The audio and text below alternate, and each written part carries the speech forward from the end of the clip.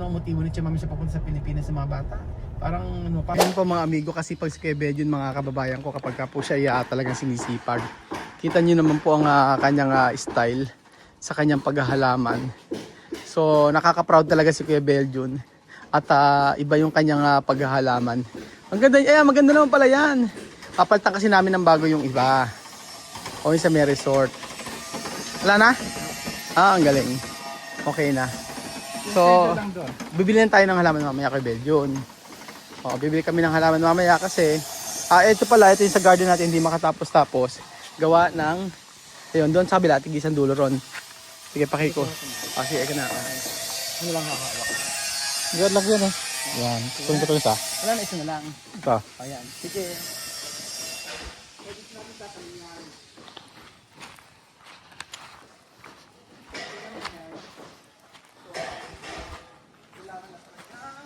Bibilogin yan. Maganda kasi pulang ito eh. Tapos, So ganyan palang bibilin mo. oo. Sige, pwede naman dito sa kabila. Parang dikit. Tapos dun sa kabilang ko. Kasi lalaki yan ganyan eh. Tapos yung isa na to, nilagay. Para maganda tingnan. Oo. Ito sa dulo, sa gitna mo ilagay. Yan, sa gitna mo ilagay. Doon sa dulo. Yan, mainit. Kanya-kanyang tago. I think dyan na lang dapat eh. Dito. Dito. Hindi, pwede yan. Tama yung ginawa mo. Doon. Diyan. Sa gitna. Hindi, okay lang yan. Ayan. Kasi lalaki yan eh. Bibilog-bilog. Oo, bibilogin naman yan. Kaya ganyan mo, itabi mo siya ganyan. Ayan, saka natin itanim ngayon. So isa dito, para kitang-kita yan. Pag nabilog, maganda. Yung tatlo, dyan na yun. Oo. Or pwedeng isa lang din dyan. Ito naman, pwede rito sa kabila na to. Ayan. Pwede pa isa. Yung malaki. Ayan. Para maganda siyang tingnan. Yung pa isa. Pengi ako. Yung isa, yun. Sige. Itanim mo na yan. Okay na, itanim. Kung saan ko nilagay, dumilagay. And then, eto, kahit siya malaki, pwede naman siyang itanim din dito. Ayan. So, or dito natin lagay. Ayan. Kasi bibilogin naman yan. Maganda to kapag ka, maganda yan kapag ka, pangit kasi sa sa kabila. Kasi yung paso maliit na. So, bibili na lang. And then, ito, isa lang lagyan natin. Tapos, maglagay tayo dito ng isa. Ayan.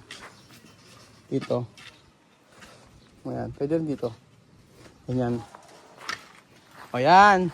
Tapos, ito kayo medyo igitna mo. Pwede rin igitna. So kahit mainit pa ang panahon mga amigo, ayan, nagtatanim po tayo para naman po mapaayos natin to. Ang ganda ng panahon kanina eh.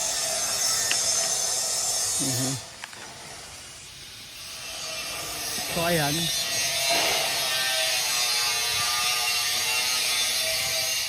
Nakakatuwa yung mga halaman natin. Naglalakihan kasi siya. So ang plano ko, ilan ba 1, 2, 3, 4. Pinatulo ko. 1, 2, 3, 4, 5, 6, 7, 8, 8 pala Bedjun. 8 yung mo. Ang gaganda yan mga amigo. Pagka naibaba na Tapos dito madali na pagandahin yan. Importante po mailatag namin yung mga halaman. Kagaya yan. At least nailatag na namin to. Maglalagay ngayon ako rito. So abang po kayo kung ano ilalagay natin dito. Sa part na yan.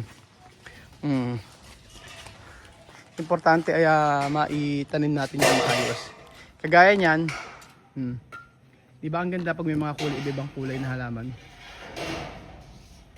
So ayan. Malaki ginaganda ng halaman kapag bilog-bilog po siya. Maganda ginagaganda ng garden kapag ganyan yung mga halaman ilalagay. Yun. Tama yan kay Bedjun. Tapos bibilog-bilogin natin. Ganda. Ibang kulay siya. O, di ba? May white, may green, may dilaw.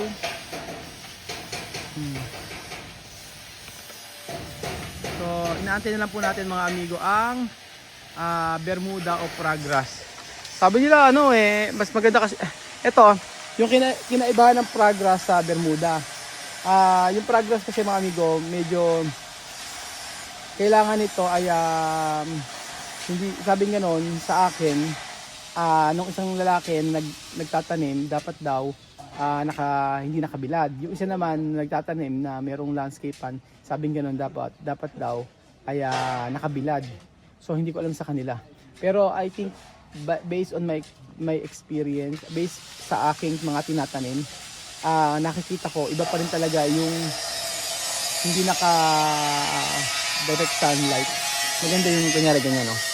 Kahit paano may mga puno-punong ganyan. Maganda siyang tingnan, at saka yung Bermuda.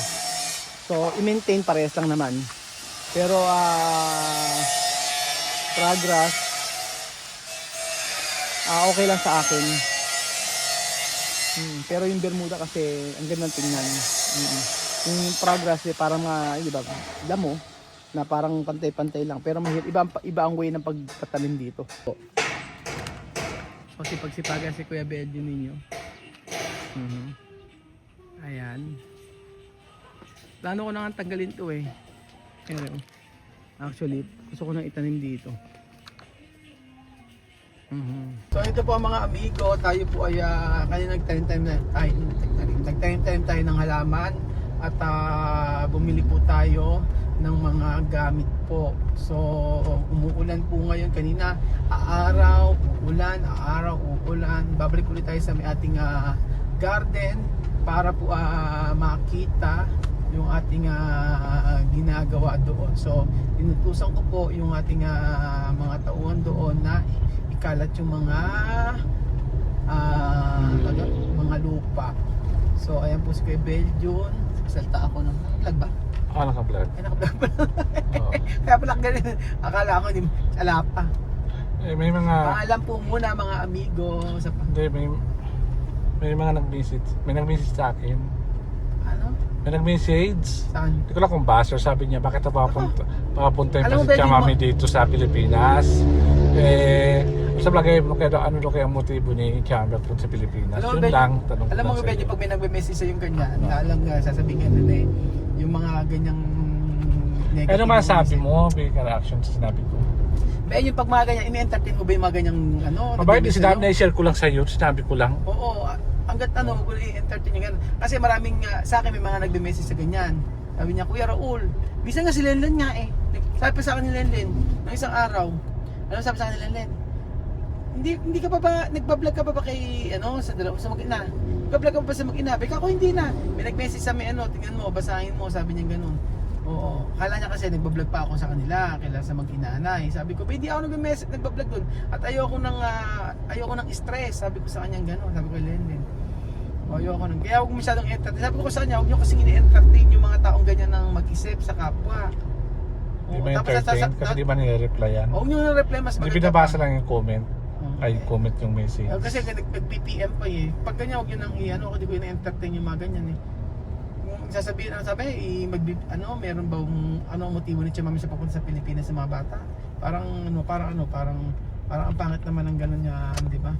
Anong motibo? Di makapag-aral yung mga bata. Siyempre na-realize yun, iba yung pag-aaral ng mga bata dito sa Pilipinas. Iba yung ganda ng education dito sa Pilipinas. Alam mo ba sabi ni Chamami sa akin?